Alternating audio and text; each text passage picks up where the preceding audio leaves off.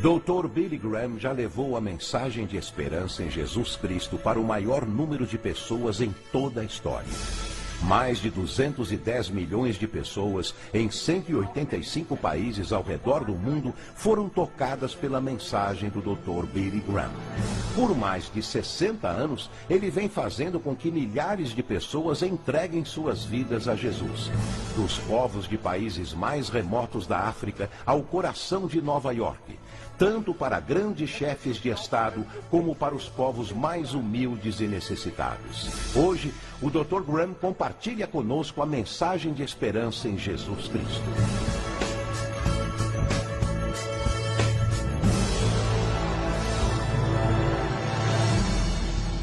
Há alguns anos atrás, 2 filmes britânicos receberam o Oscar da Academia de melhor filme do seu respectivo ano.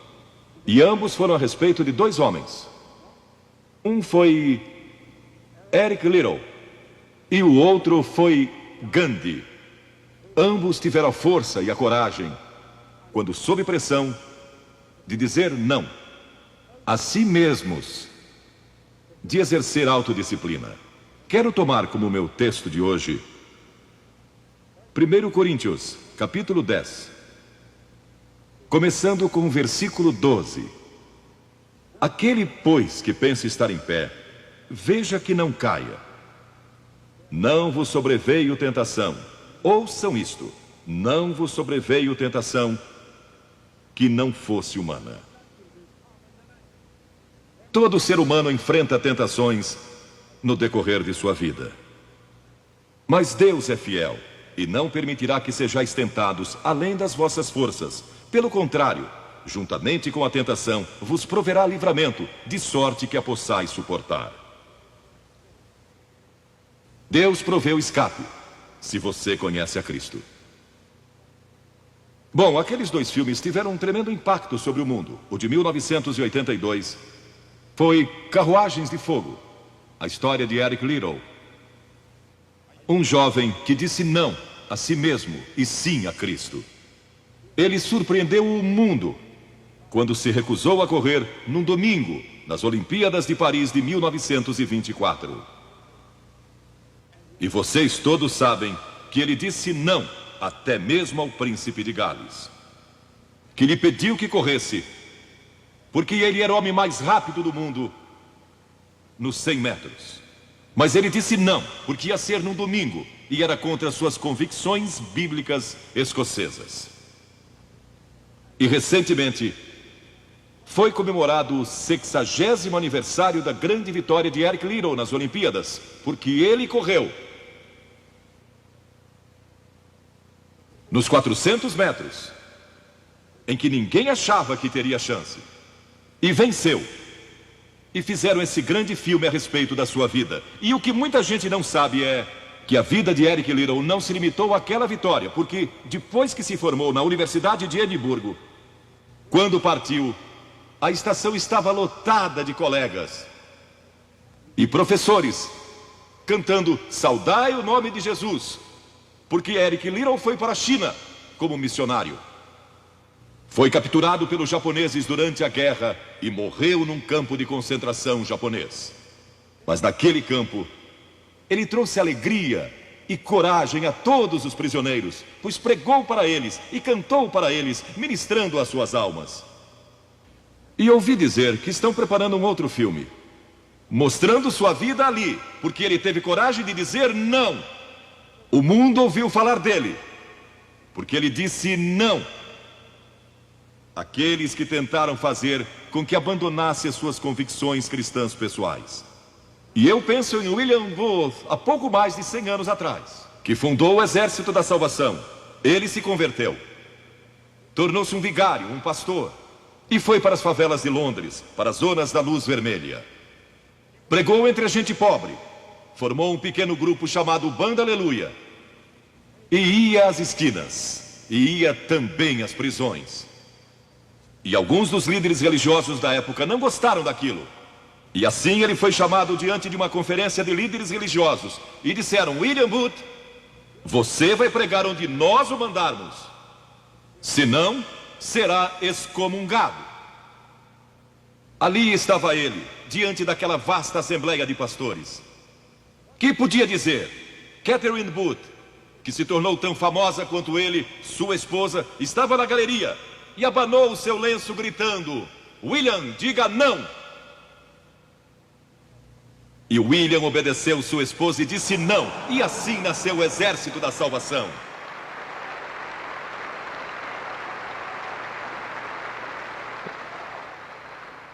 Lemos muitas histórias na Bíblia a respeito de jovens que disseram não e mudaram o curso da história. A primeira que quero mencionar, talvez nunca tenham ouvido falar. Seu nome foi Vasti e foi rainha da Pérsia. A esposa de Assuero, que reinou desde a Índia até a Etiópia. Pensem em todo o petróleo que ele tinha e provavelmente nem sabia. Um dos monarcas mais ricos que já viveu. E ele deu uma grande festa, que durou muitos dias. No fim, provavelmente já bêbado, ele ordenou que sua esposa Vasti viesse e ali dançasse para todos os seus convidados. E ela assombrou aquele grupo de líderes mundiais. Ao se recusar, ela disse não. Eu não vou expor o meu corpo para esses homens. Ele mandou outra mensagem,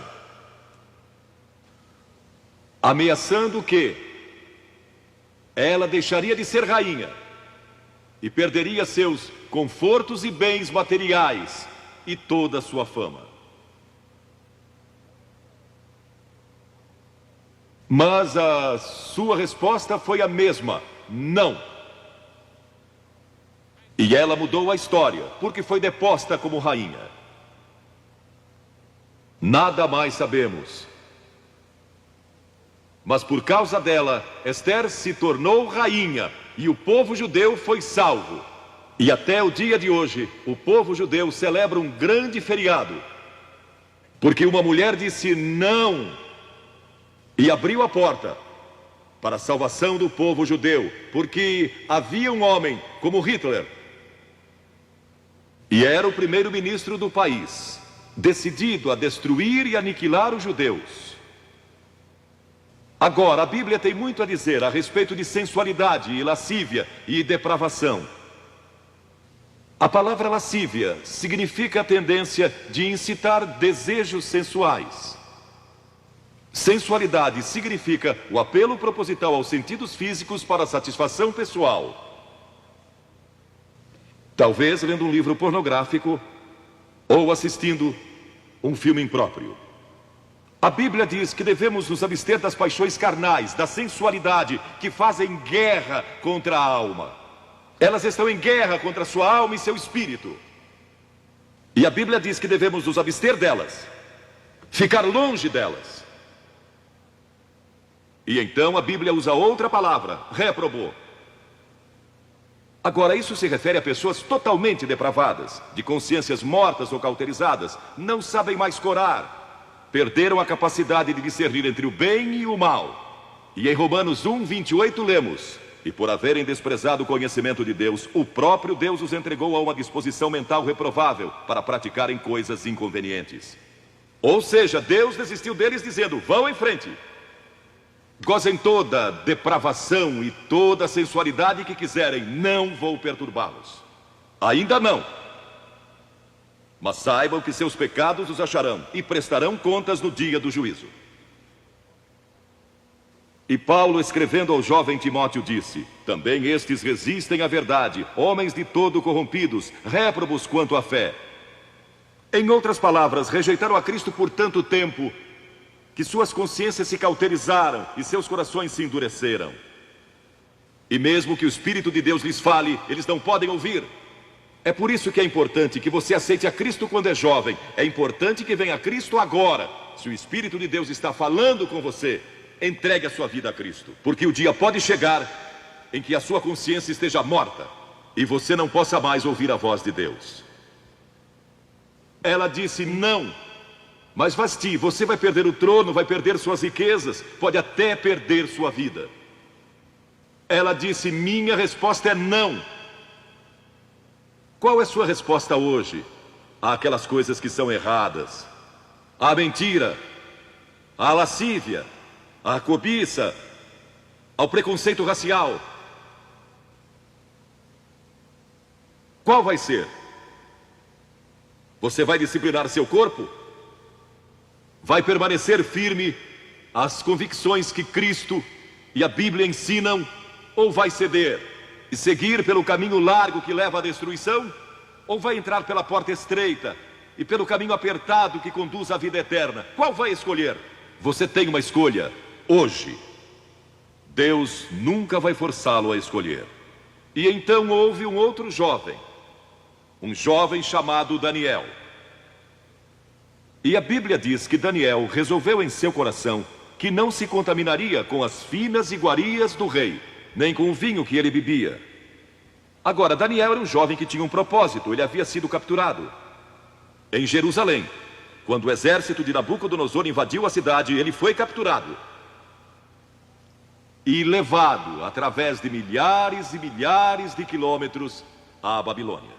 A quase 3.000 quilômetros de sua própria terra, sem aviões nem automóveis. Eram semanas de viagem. Mas ele estava resolvido a servir a Deus, e não devia ter mais de 12 ou 15 anos de idade. E Nabucodonosor, o grande rei, levara cativos de Jerusalém para a Babilônia, e ordenou que aqueles jovens, em quem não havia defeito, de boa aparência, instruídos em toda a sabedoria, fossem ensinados em sua corte, para que ele pudesse usá-los. Ele queria usar aqueles jovens judeus, porque sabia que eles tinham um dom especial. E durante o período de treinamento, mandou que lhes dessem os melhores vinhos e as mais finas iguarias, e todos os confortos disponíveis na corte de Nabucodonosor. Mas Daniel disse: não, não quero o vinho do rei, e não quero as iguarias do rei. Quero dormir no chão, não numa cama de penas. Quero viver uma vida simples e também disciplinada. Que diferença dos que mal podem esperar pelo dia em que possam sair de casa e se divertir. Mas não Daniel. Daniel estava longe de casa e ninguém saberia se ele fizesse algumas dessas coisas. Ninguém saberia se ele tivesse uma namorada e dormisse com ela, ou se embebedasse com o melhor vinho do rei. Ninguém saberia lá em Jerusalém, e ele poderia ter se tornado muito popular. Mas esse primeiro não, quando jovem, preparou-o para o grande não, quando era primeiro-ministro da Babilônia, e foi lançado na cova dos leões, porque não abandonou sua fé em Deus. Nós nos contaminamos ao comer demais, ou ao nos embebedarmos, ou ao tomar drogas, ou gastando tempo demais assistindo televisão, ou indo aos cinemas. Jesus declarou em Lucas capítulo 21, acautelai-vos, para que nunca vos suceda que os vossos corações fiquem sobrecarregados com as consequências da orgia e das preocupações deste mundo, e para que aquele dia não venha sobre vós repentinamente. O apóstolo Paulo disse: não disponhais para a carne no tocante às suas concupiscências. E Pedro disse: porque basta o tempo decorrido para terdes executado a vontade dos gentios, tendo andado em dissoluções, concupiscências e em detestáveis idolatrias. A Bíblia diz que devemos disciplinar nossas mentes e também nossos corpos, e disciplinar o coração pela nossa fé em Cristo. E então houve outro jovem chamado José, que foi vendido para o Egito pelos seus irmãos e se tornou escravo de um homem chamado Potifar. E Potifar tinha uma linda esposa, e José era forte e bonito. E em Gênesis, no capítulo 39, se quiserem ler a história, lemos a respeito da tentação de José. A esposa de Potifar se apaixonou por José, porque José se tornou mordomo de toda a casa de Potifar, cuidando dos seus negócios. E ela viu aquele belo jovem, viril e de boa aparência, andando pela casa e pelo jardim, cuidando dos negócios todos os dias, e ela o cobiçou. E disse: deita-te comigo. Ele disse: não. E acrescentou: não posso fazer isso ao meu senhor, que me confiou tudo o que tem, exceto sua esposa. Não posso pecar contra Deus, o Deus dos meus pais. Ele estava longe de casa, lá no Egito, quem saberia?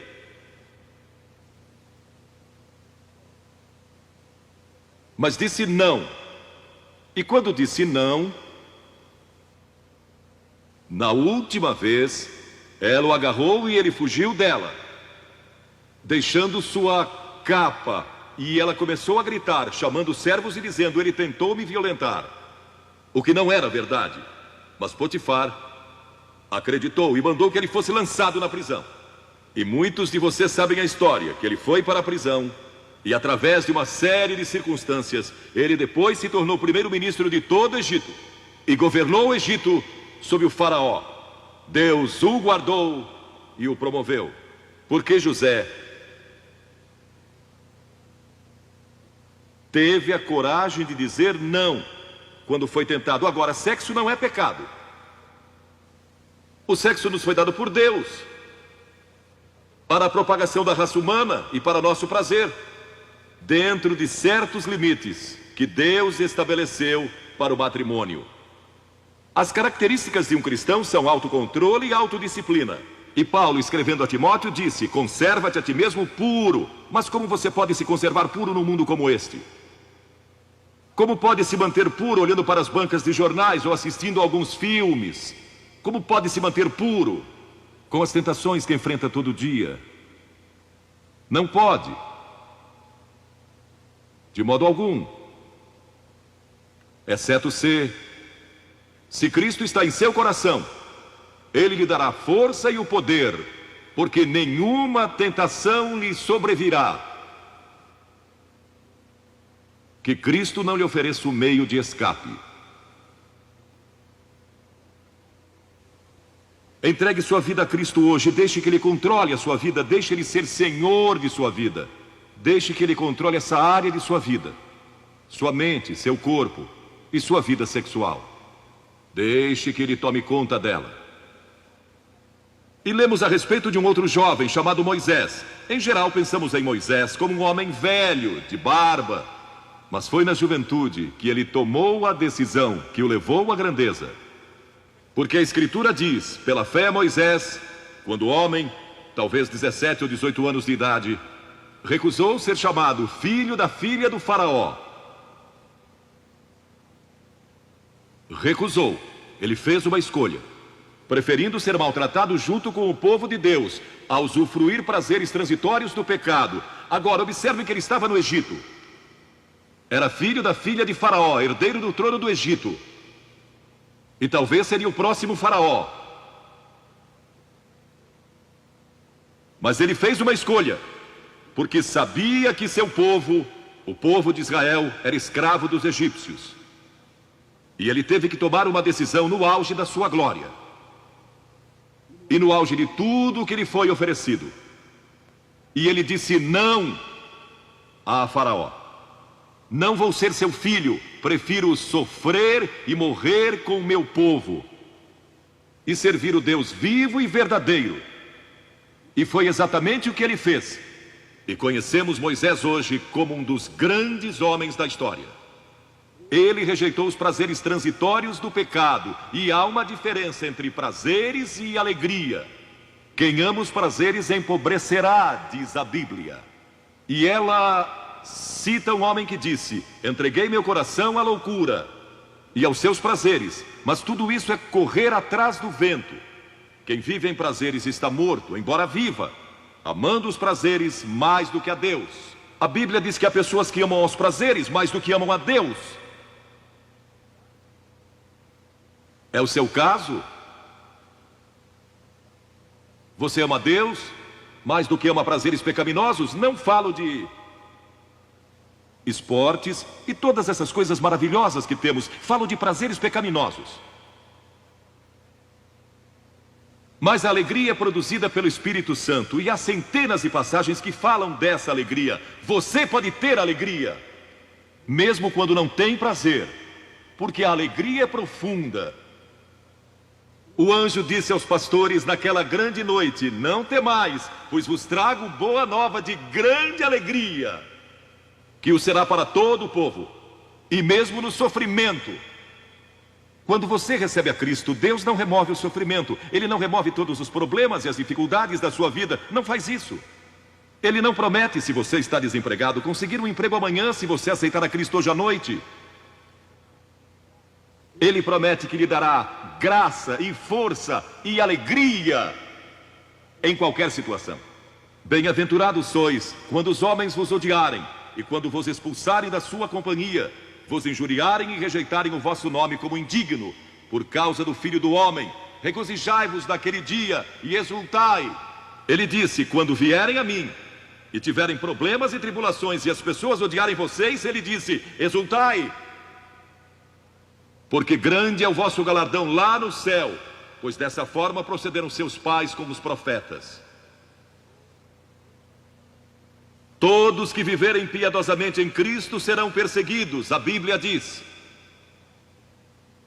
Ainda haverá sofrimento. Jesus disse: quem não tomar a sua cruz e negar-se a si mesmo, não pode ser meu discípulo.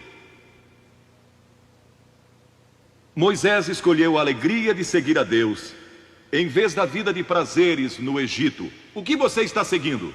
Qual é a sua escolha nesta hora? E então o último é Jesus.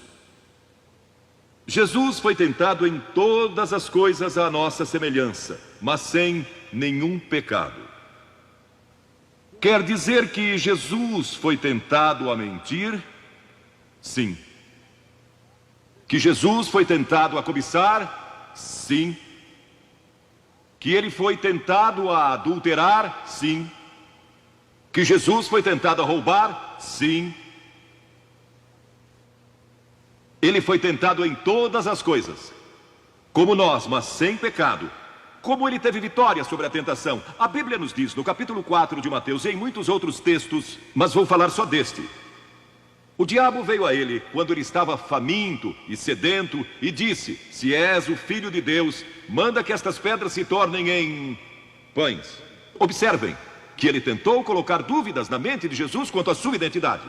Agora, Jesus era o Filho de Deus, nascido de uma virgem, Filho de Deus, que foi ressuscitado dos mortos pelo poder de Deus e está vivo hoje. Mas o diabo pôs dúvidas em sua mente. Ele estava fraco e cansado e faminto, um ser humano. Ele não enfrentou o diabo como Filho de Deus, enfrentou-o como homem. E ele sempre respondeu citando as Escrituras. É por isso que você deve decorar as Escrituras. Nem só de pão viverá o homem, mas de toda palavra que procede da boca de Deus. Jesus disse que há uma coisa que é mais importante que a comida, e sexo, e coisas materiais. É sua vida espiritual. E então ele disse: se tu és o Filho de Deus, atira-te abaixo, porque está escrito: aos seus anjos ordenará a teu respeito que te guardem, para não tropeçares. E Jesus de novo respondeu: está escrito, não tentarás o Senhor teu Deus.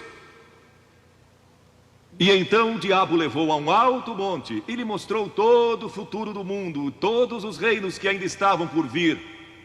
E lhe disse: se dobrares o teu joelho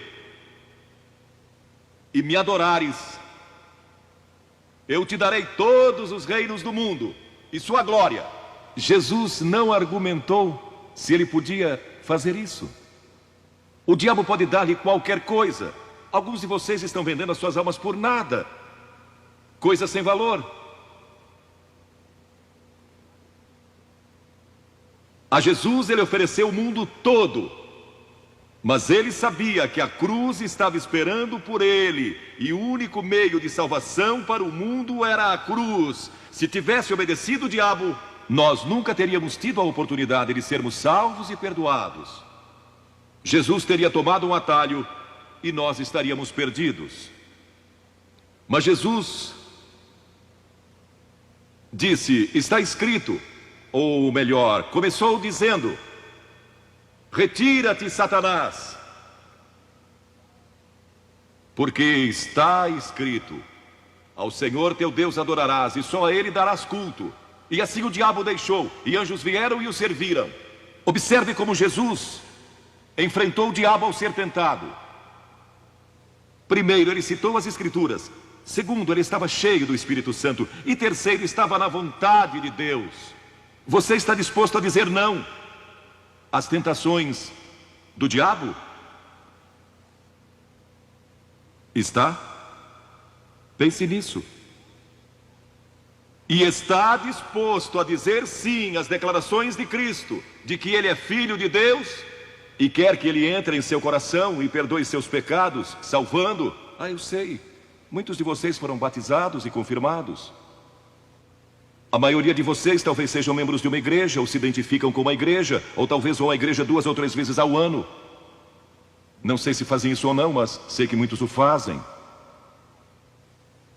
Mas não podem declarar aqui hoje: eu sei que meus pecados foram perdoados, eu sei que vou para o céu.